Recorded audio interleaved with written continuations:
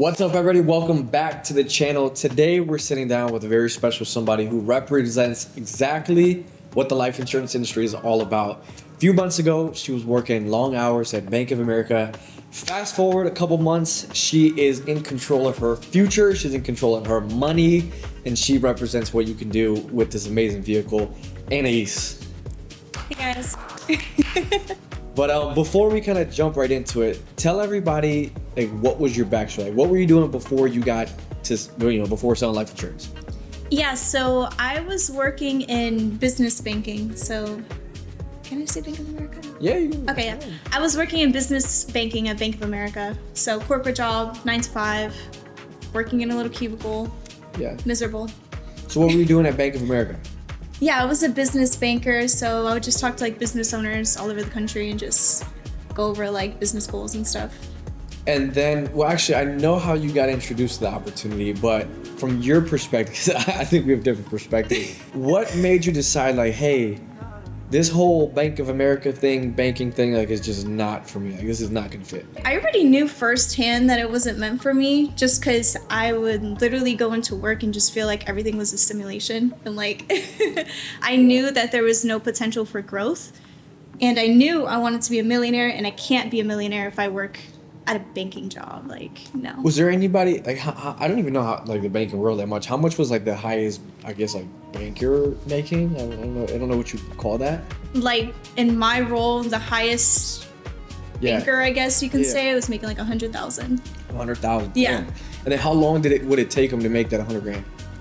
3 years, probably 2 years. 3 years. 3 years. And then what's like after? Would you like go corporate? Is that what I'm assuming, right? I don't know anything about corporate.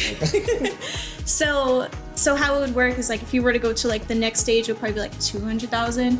But the top person, like even like the VP was making like 300K, and that's it. That's wild. Yeah. That's wild. So that's like the max you can make, and it'll take you like 10 years to get there. So you decided like, scratch that. That's not gonna work for me. I need to do a different path. And you have a crazy story about how you got into the business. We were at the pool.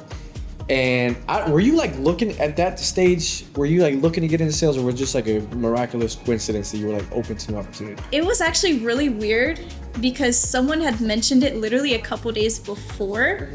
And I was like, what are you talking about? Like, I don't want to do this. Like, that's so weird. Why are you even mentioning it to me? And then yeah, once we met, then I was like, okay, yeah, this is a sign. This is like back to back 2 days in a row. I'm gonna just do it. Because we have a mutual friend. She was like over. We were hanging out at the pool. And then I knew that she was going to be good right away. Like day one, I told her from day one, she's going to be amazing. She was asking really good questions. She's smart. Like I knew she could do what we do. But no, that's dope. So then you left Bank of America. You obviously started with us.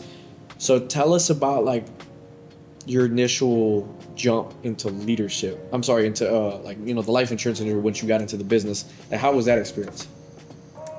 It was good. I mean, I had good leadership, so they literally walked me through everything, made it super simple, and yeah, it felt seamless for me. Tell us about training though, because that's not easy. Like you didn't have sales experience, and then maybe somebody watching this like they don't have sales experience. What's like the raw, unedited truth about like what it took you to learn our business? I mean, I feel like it wasn't too difficult. Yeah. Was it hard for you to get like the script down? No, I don't think. Yeah. No, I think everything the leadership just made it super simple, so it was really seamless. Like I don't have anything where it was like, oh my god, it was so hard. Like what was like the hardest part if you had to like put one thing? I would say maybe being able to like face rejection initially. Yeah. But I mean, I was already facing that with my last job, so it wasn't really. I know for me, like when I got into the business, I had a unique challenge that maybe other people didn't have to deal with, which is I had a lot of ego. Like a lot of ego. Like it was very hard for me. No, I mean, it wasn't that difficult, but like calling people was weird. You know, back in the day before virtual, we used to door knock. That was weird because I was used to being in a stadium of like, 80,000+ people. I felt proud to tell people that I played football. And, I remember telling you this story where for my first, maybe 4 months, people would ask me what I do for a living, and I would just be like, yo, I'm in business. I wouldn't want to, because it's not glamorous what we do. It's not sexy. So I had to deal with a lot of ego. Like I felt, again, just weird calling people. I felt like I was bugging them at first. So I just had to get over some mental blocks. But then when I got over those mental blocks, like then, things started to kind of shake out the way that I wanted to. So you transition, and now what do you think was some things that you did right to help you have a fast start? Like, what would be a tip that you would give somebody watching this is like getting into the business and brand new that they can implement to kind of speed up their career? I think just being able to take feedback and just implementing it as soon as possible, rather than just like having the ego and not listening to anyone and thinking you can do it in your own way, and you cannot go into this business thinking that you know everything. So I think just being able to listen to others, take the feedback, and then just implement it. I mean, there's other people that have been in the business a lot longer than you. They've learned from their mistakes. Why would you not listen to them? So I would say do that. And then tell us about like the hours, because the hours are different than like what most people are used to. Most people are used to like 9 to 5, assuming like they're coming from like, work in America. Obviously what we do is later part of the day, we work when other people don't work. Were the hours like difficult to adjust to? No, I don't think so, no.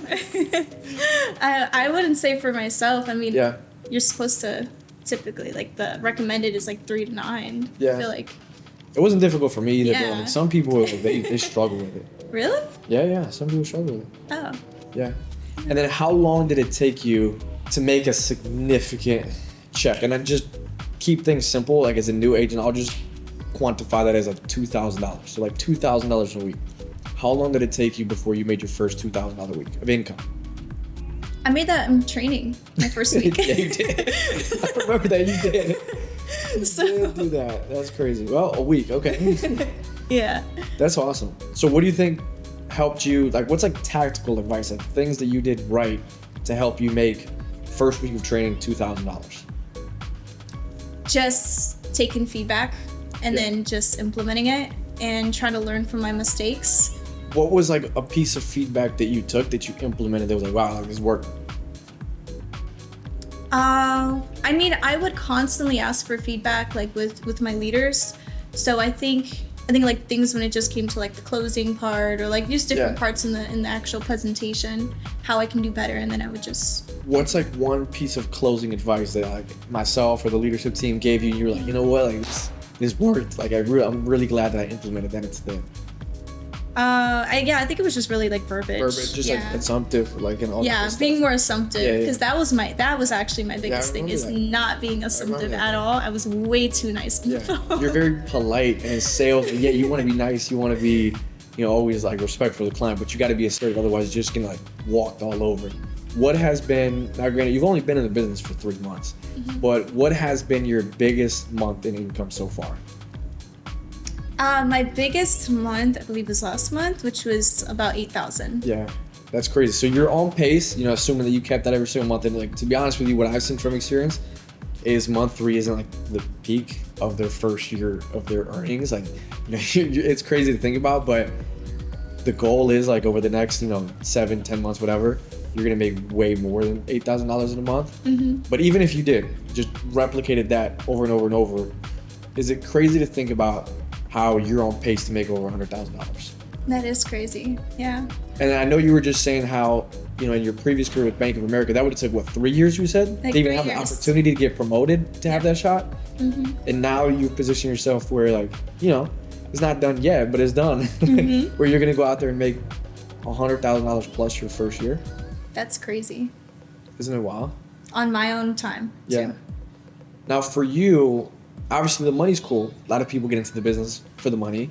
But for me, like, I wasn't the end-all, be-all. That was a big part of it. I'm not going to lie to you guys. Like, I love the money. I'm bougie. I like buying nice things. But that wasn't the end-all, be-all. Aside from the money, what was, like, another thing that attracted you to the opportunity? So the main thing that attracted me to the opportunity was actually leadership. Okay. So being able to help others and kind of helping them just not only obviously with like life insurance, selling, anything of that nature, but just personal development as well. See them grow. Like mindset? And mindset, yeah. I think that's huge. Especially like in what we do, where like if I had like a spectrum, we're not a full-blown entrepreneur because we don't take on all the risk and there's a bunch of things that we don't do.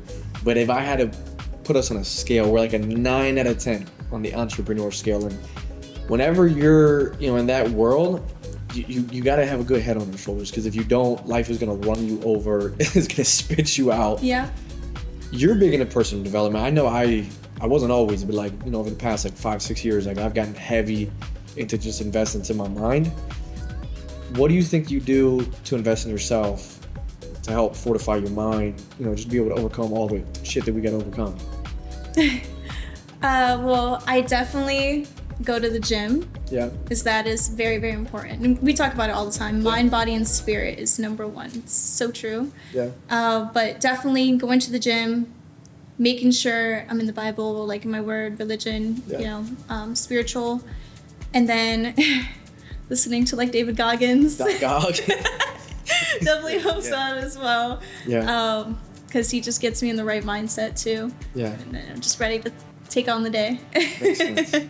So for you, like obviously it's easy for you now. Well, I guess I should say it's easier, because in my opinion, you're still like a little baby in the business. Like you've obviously had like a little taste of what this opportunity can do, but like not really, because you haven't really seen residuals yet. In my opinion, I feel like somebody's really tasted this opportunity when every single bill they have is paid for by residuals. Exactly. Once you have that, then it's like, all right, yo, like you've seen what this opportunity can do for you. But until then, you're like a little baby, still kind of like learning the ropes. But what were like your honest opinions about the life insurance industry like 6 months ago, like a year ago? I knew nothing about it, so I didn't really, like when the first person initially talked to me about it before I met you, I was just like, life insurance, like why would I do that? You know? Yeah. I was like, I'm not interested. Like I don't even know why you're talking about this. But yeah, no, I definitely have a different mindset now. I remember when I got hired, like I almost didn't even know what I was doing. I didn't even understand like what we were selling. Like I did, but I didn't. And I just heard trigger words like competitiveness, like unlimited income, residuals, and I was just like, yo, I don't really know what this is, but like I'm all in. So now that makes sense. Like I didn't know anything about it either. I came from playing college football. That makes sense though. Okay, so last question. Okay. Over the past I'm just gonna call it 3 months. 3 months. Would you say that your life has changed in a positive way? Yes. Okay. I would say yes. Okay, that's not my final question. But the more so, what area do you think has been the most valuable? I think being in this business throughout the 3 months so far, I've definitely figured out some things about myself that I did not know before. Yeah. And I feel like now I have a purpose. Yeah. So I would say I didn't feel it that way before at all. Do you mind sharing what you found out? Like what my purpose is? No. You can keep it perfect. But like what you found out about yourself that you didn't know? Like certain like things that I'm not good at. I will say that. So certain things I'm not good at, certain things I am good at. Making sure that I always have to prioritize my personal development, always, because that always is going to feed into your business and whatever you're doing, and how you do one thing is how you do everything. Yeah. So, yeah, you don't really get to see that side of yourself when you're working a 9 to 5, because they tell you what to do and you're kind of like controlled in that aspect. But when you're working for yourself, like you're like, okay, well, I'm good at this, so I need to maximize that because I'm good at this. You know, you tend to figure that out more. I know what you mean. Does that make sense? That makes perfect sense. I always tell people that this business is like holding up a mirror. Yeah. It exposes every single flaw that you have, and you can't hide here, because in other places, other organizations, like, you know, depending on what you're doing, you might be able to get away with it because it's not all on you. Exactly. There's other factors at play. But here, you win or you lose based on what you do. Exactly. You can't pawn off the blame to somebody else. Like, it's impossible. So like it literally forces you to discover all your weaknesses. Like I discovered I discovered I sucked at time management. I sucked at schedules. Yeah. I still suck at responding to text messages. So yeah, there's so many things that I had to improve on. That makes sense.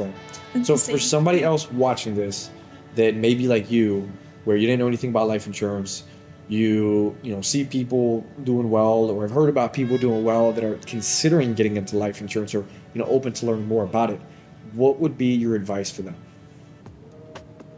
What would be my advice for someone looking to get into life insurance? Look into it or just like open to it. I would say just do it. Yeah. Just do it. I mean, take the risk. Why not? Yeah. I'm glad I did it, so why would you not? You know? Yeah, me too. Me too. So, yeah, that's what I would say. Just take the risk. I mean, what are you gonna do? The worst thing that can happen is like it doesn't work out. Okay. Yeah. You know, you could just go to another job if you want to. Yeah. But you might as well take the risk and at least have the opportunity to have more. Yeah, I think that's what's special about our company too. Is we take, as like the agency and the company, like they take all the risk. Mm-hmm. We leads provided, chargeback, like everything. Like we take on all the risk. The agent really doesn't take any other risk other than like, you know, if they don't make any sales, they don't make any money. But yeah, that's really the only risk that they take versus other organizations like in the life insurance industry. They're not all built equally. And sometimes, like, they do take on financial risk. Every single paycheck that they get, that can be like a debt that they have to their name. We don't have to deal with any of that stuff. They have to pay for leads. Again, that's like money coming out of their pocket. So there really is no risk other than, you know, the off-ball chance you just don't make a sale. Yeah, exactly. But that's really it. You know, I appreciate you for getting a chance to spend some time with us today, sharing a little bit of experiences and information for some new people out there learning about the industry. Mm-hmm. And Anays, everybody, thank you.